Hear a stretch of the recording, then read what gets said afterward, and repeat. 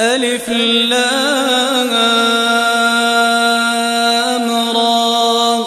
تلك آيات الكتاب المبين إنا أنزلناه قرآنا عربيا لعلكم تعقلون نحن نقص عليك أحسن القصص بما أوحينا إليك هذا القرآن وإن كنت من قبله لمن الغافلين إذ قال يوسف لأبيه يا أبت إني رأيت 11 كوكبا والشمس والقمر رأيتهم لي ساجدين قال يا بني لا تقصص رؤياك على إخوتك فيكيدوا لك كيدا إن الشيطان للإنسان عدو مبين وكذلك يجتبيك ربك ويعلمك من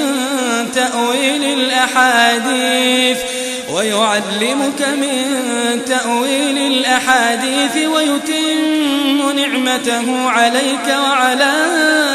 آل يعقوب كما أتمها على أبويك من قبل إبراهيم وإسحاق إن ربك عليم حكيم لقد كان في يوسف وإخوته آيات للسائلين إذ قالوا ليوسف وأخوه أحب إلى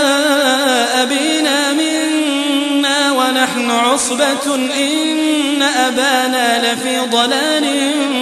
مبين اقتلوا يوسف أو اطرحوه أرضا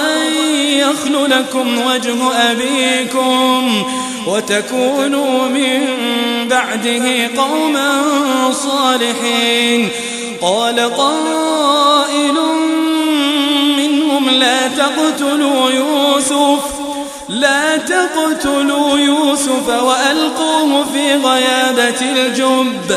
وألقوه في غيابة الجب يلتقطه بعض السيارة إن كنتم فاعلين قالوا يا أبانا ما لك لا تأمنا على يوسف وإنا له لناصحون أرسله معنا غدا يرتع ويلعب وإنا له لحافظون قال إني ليحزنني أن تذهبوا به وأخاف أن يأكله الذئب وأنتم عنه غافلون قالوا لئن أكله الذئب ونحن عصبة إنا إذا لخاسرون فلما ذهبوا به وأجمعوا أن يجعلوه في غيابة الجب وأوحينا إليه لتنبئنهم بأمرهم هذا وهم لا يشعرون وجاءوا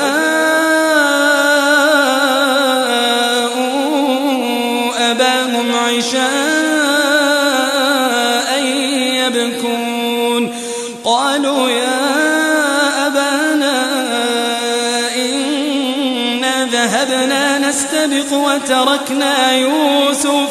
وتركنا يوسف عند متاعنا فأكله الذئب وما أنت بمؤمن لنا ولو كنا صادقين وجاءوا على قميصه بدم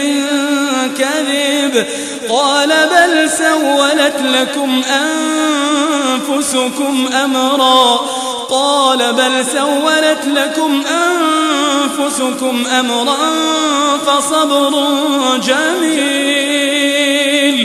فصبر جميل والله المستعان على ما تصفون وجاءت سيارة فأرسلوا واردهم فأدلى دلوه قال يا بشرى هذا غلام وأسروا بضاعة والله عليم بما يعملون وشروه بثمن بخس دراهم معدودة وكانوا فيه من الزاهدين وقال الذي اشتراه من مصر لامرأته أكرمي مثواه عسى أن ينفعنا أو نتخذه ولدا وكذلك مكنا ليوسف في الأرض ولنعلمه من تأويل الأحاديث والله غالب على أمره ولكن أكثر الناس لا يعلمون ولما بلغ أشده آتيناه حكما وعلما وكذلك نجزي المحسنين وراودته التي هو في بيتها عن نفسه وغلقت الأبواب وقالت هيت لك قال معاذ الله إنه ربي أحسن مثواي إنه لا يفلح الظالمون ولقد همت به وهم بها لولا أن رأى برهان ربه كذلك لنصرف عنه السوء والفحشاء إنه من عبادنا المخلصين واستبق الباب وقدت قميصه من دبر وألف يا سيدها لدى الباب قالت ما جزاء من أراد بأهلك سوءا إلا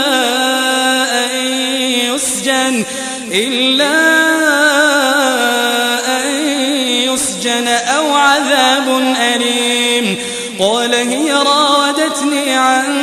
نفسي وشهد شاهد من أهلها إن كان قميصه قد من قبل فصدقت وهو من الكاذبين وإن كان قميصه قد من دبر فكذبت وهو من الصادقين فلما رأى قميصه قد من دبر قال إنه من كيدكن إن كيدكن عظيم يوسف أعرض عن هذا واستغفري لذنبك إنك كنت من الخاطئين وقال نسوة في المدينة امرأة العزيز تراود فتاها عن نفسه قد شغفها حبا إنا لنراها في ضلال مبين فلما سمعت بمكرهن أرسلت إليهن وأعتدت لهن متكئا وآتت كل واحدة منهن سكينا وقالت اخرج عليهن فلما رأينه أكبرنه وقطعن أيديهن وقلن حاش لله ما هذا بشرا إن هذا إلا ملك كريم قالت فذلكن الذي لمتنني فيه ولقد راودته عن نفسه فاستعصم ولئن لم يفعل ما آمره ليسجنن وليكونن من الصاغرين قال رب السجن أحب إلي مما يدعونني إليه وإلا تصرف عني كيدهن أصب إليهن وأكن من الجاهلين فاستجاب له ربه فصرف عنه كيدهن إنه هو السميع العليم ثم بدا لهم من بعد ما رأوا الآيات ليسجننه حتى حين ودخل معه السجن فتيان قال أحدهما إني أراني أعصر خمرا وقال الآخر إني أراني أحمل فوق رأسي خبزا تأكل الطير منه نبئنا بتأويله إنا نراك من المحسنين قال لا يأتيكما طعام ترزقانه إلا نبأتكما بتأويله قبل أن يأتيكما ذلكما مما علمني ربي إني تركت ملة قوم لا يؤمنون بالله وهم بالآخرة هم كافرون واتبعت ملة آبائي إبراهيم وإسحاق ويعقوب ما كان لنا أن نشرك بالله من شيء ذلك من فضل الله علينا وعلى الناس ولكن أكثر الناس لا يشكرون يا صاحبي السجن أأرباب متفرقون خير أم الله الواحد القهار ما تعبدون من دونه إلا أسماء سميتموها أنتم وآباؤكم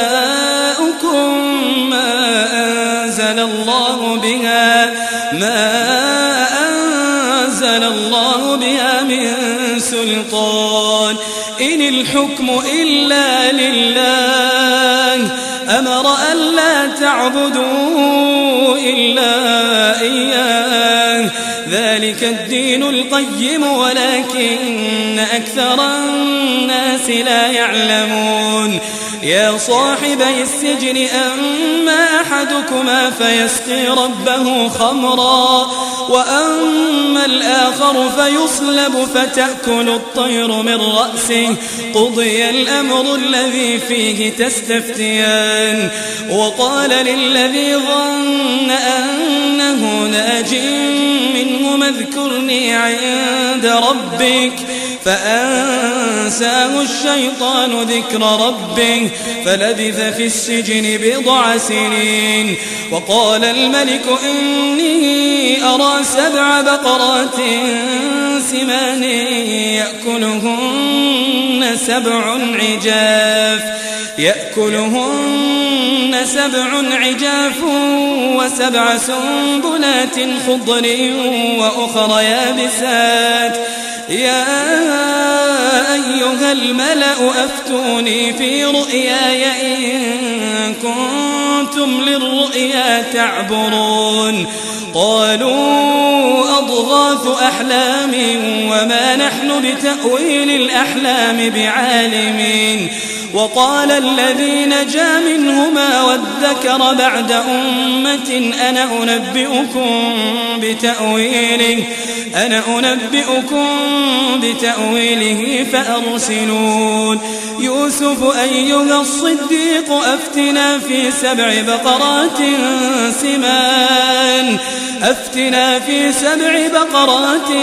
سمان يأكلهن 7 عجاف يأكلهن 7 عجاف و7 سنبلات خضر وأخر يابسات لعلي أرجع إلى الناس لعلهم يعلمون قال تزرعون 7 سنين دابا فما حصدتم فذروه في سنبله إلا قليلا مما تأكلون ثم يأتي من بعد ذلك 7 شداد يأكلن ما قدمتم لهن إلا قليلا مما تحصنون ثم يأتي من بعد ذلك عام فيه يغاث الناس وفيه يعصرون وقال الملك ائتوني به فلما جاءه الرسول قال ارجع إلى ربك فاسأله ما بال النسوة اللاتي قطعن أيديهن إن ربي بكيدهن عليم قال ما خطبكن إذ راوتن يوسف عن نفسه قلنا حاش لله ما علمنا عليه من سوء قالت امرأة العزيز الآن حصحص الحق أنا راودته عن نفسه وإنه لمن الصادقين ذلك ليعلم أني لم أخنه بالغيب وأن الله لا يهدي كيد الخائنين وما أبرئ نفسي إن النفس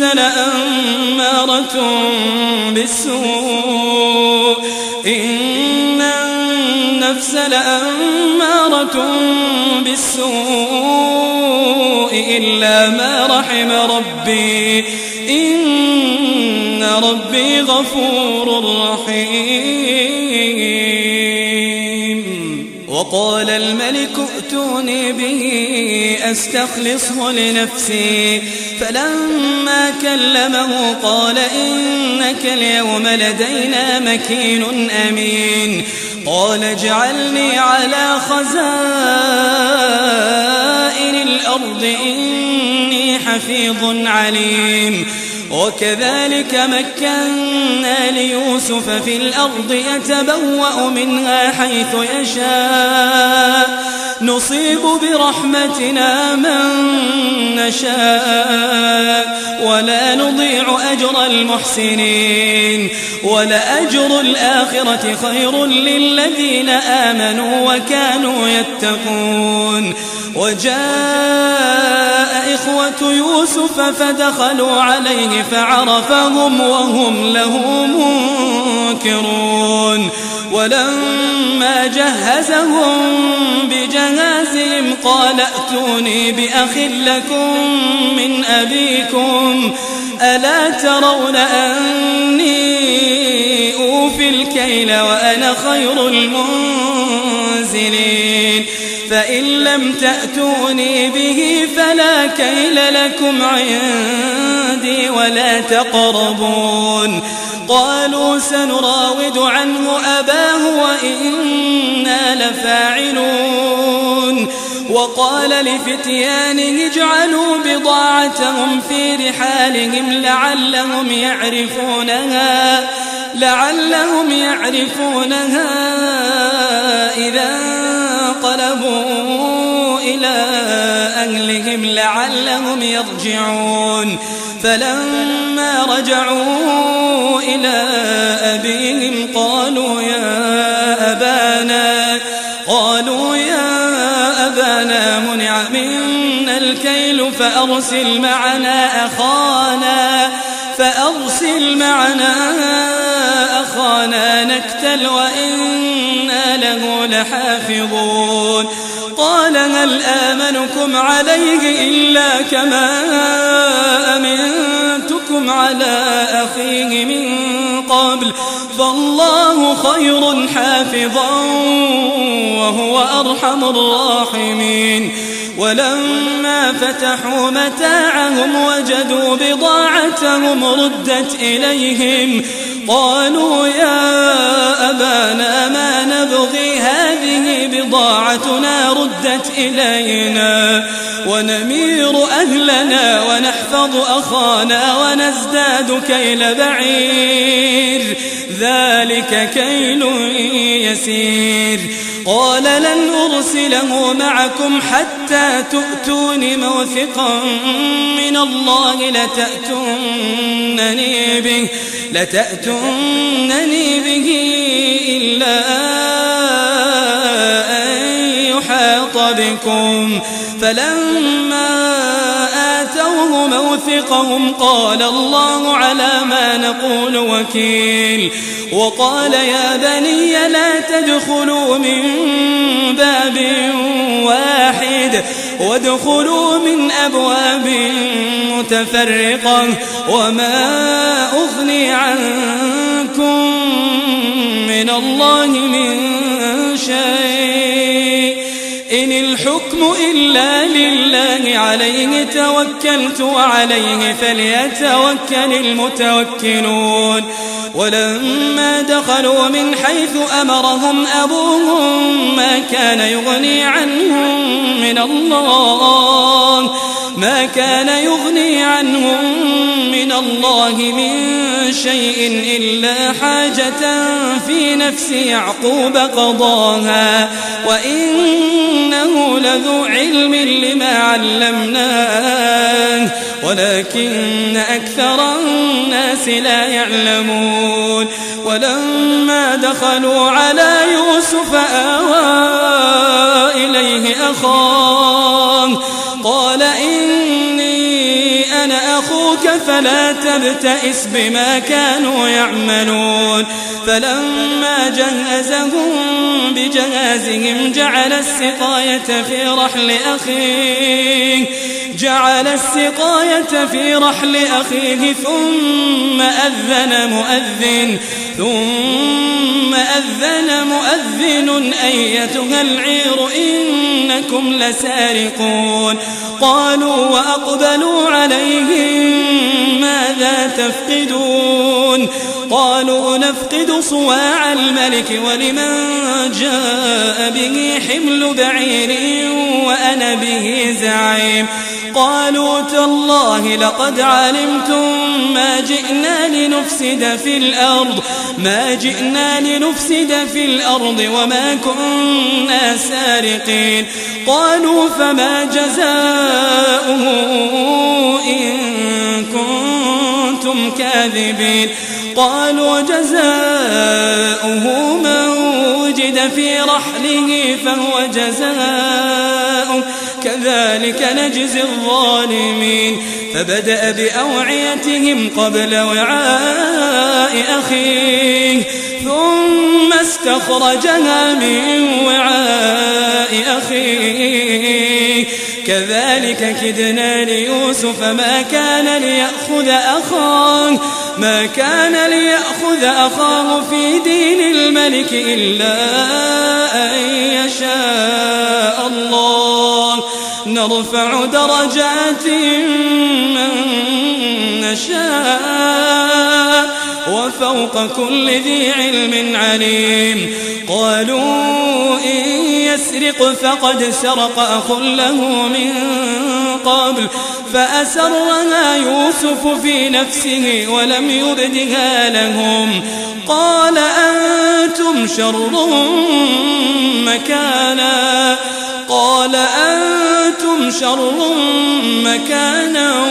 والله أعلم بما تصفون قالوا يا أيها العزيز إن له أبا شيخا كبيرا فخذ أحدنا مكانا إنا نراك من المحسنين قال معاذ الله أن نأخذ إلا من وجدنا متاعنا عنده إنا إذا لظالمون فلما استيئسوا منه خلصوا نجيا قال كبيرهم ألم تعلموا أن أباكم قد أخذ عليكم موثقا من الله ومن قبل ما فرطتم في يوسف فلن أبرح الأرض حتى يأذن لي أبي أو يحكم الله لي وهو خير الحاكمين ارجعوا إلى أبيكم فقولوا يا أبانا إن ابنك سرق وما شهدنا إلا بما علمنا وما كنا للغيب حافظين واسأل القرية التي كنا فيها والعير التي أقبلنا فيها وإنا لصادقون قال بل سولت لكم أنفسكم أمرا فصبر جميل عسى الله أن يأتيني بهم جميعا إنه هو العليم الحكيم وتولى عنهم وقال يا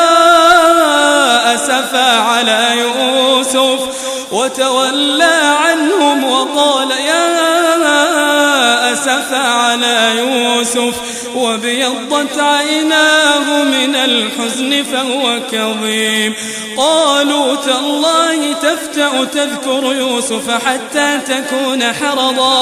حتى تكون حرضا أو تكون من الهالكين قال إنما أشكو بثي وحزني إلى الله وأعلم من الله ما لا تعلمون يا بني اذهبوا فتحسسوا من يوسف وأخيه ولا تيأسوا من روح الله إنه لا ييأس من روح الله إلا القوم الكافرون فلما دخلوا عليه قالوا يا أيها العزيز مسنا وأهلنا الضر وجئنا ببضاعة مزجاة فأوفلنا الكيل وتصدق علينا إن الله يجزي المتصدقين قال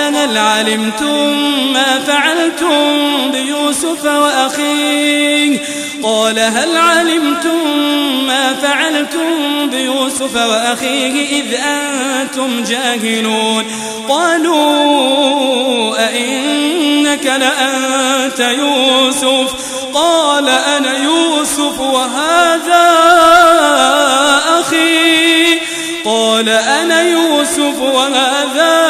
أخي قد من الله علينا إنه من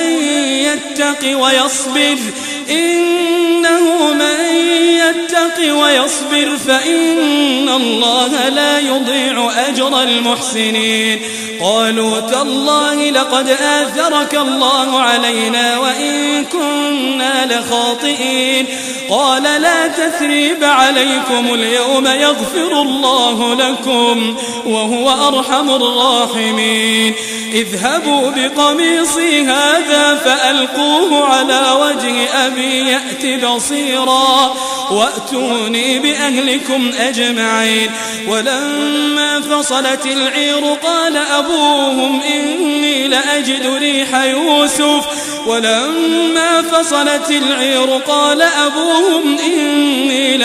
ريح يوسف لولا أن تفندون قالوا تالله إنك لفي ضلالك القديم فلما أن جاء البشير ألقاه على وجهه فارتد بصيرا قال ألم أقل لكم إني أعلم من الله قال ألم ألم أقل لكم إني أعلم من الله ما لا تعلمون قالوا يا أبانا استغفر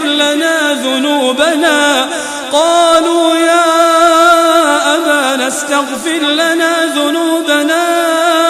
إنا كنا خاطئين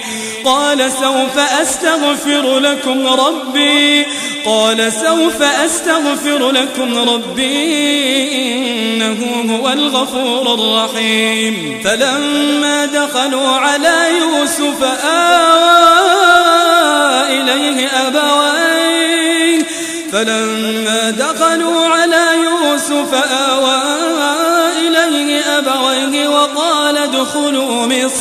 وقال ادخلوا مصر إن شاء الله آمنين ورفع أبويه على العرش وخروا له سجدا وقال يا أبت هذا تأويل رؤياي من قبل قد جعلها ربي حقا وقد أحسن بي إذ أخرجني من السجن وجاء بكم من البدو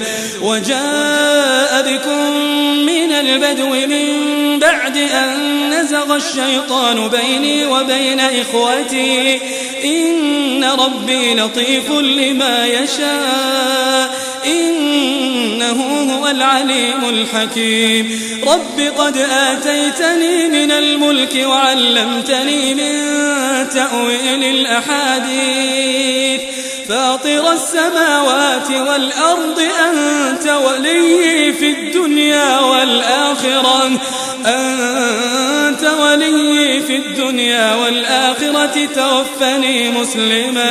توفني مسلما وألحقني بالصالحين ذلك من أنباء الغيب نوحيه إليك وما كنت لديهم إذ أجمعوا أمرهم وهم يمكرون وما أكثر الناس ولو حرصت بمؤمنين وما تسألهم عليه من أجر إن هو إلا ذكر للعالمين وكأي من آية في السماوات والأرض يمرون عليها وهم عنها معرضون وما يؤمن أكثرهم بالله إلا وهم مشركون أفأمنوا أن تأتيهم غاشية من عذاب الله أو تأتيهم الساعة بغتة وهم لا يشعرون قل هذه سبيلي أدعو إلى الله على بصيرة أنا ومن اتبعني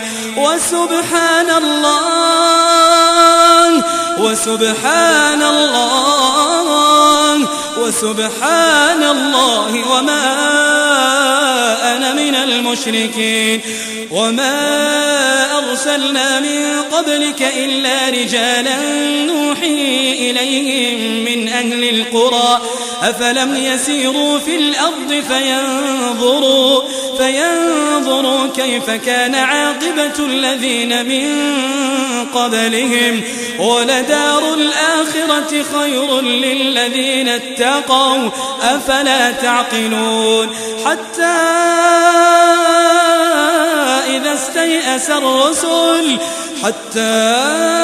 إذا استيأس الرسل وظنوا أنهم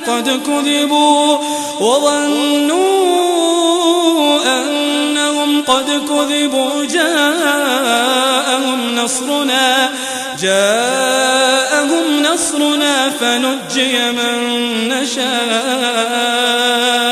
ولا يرد بأسنا عن القوم المجرمين لقد كان في قصصهم عبرة لأولي الألباب ما كان حديثا يفترى ولكن تصديق الذي بين يديه وتفصيل كل شيء وهدى ورحمة لقوم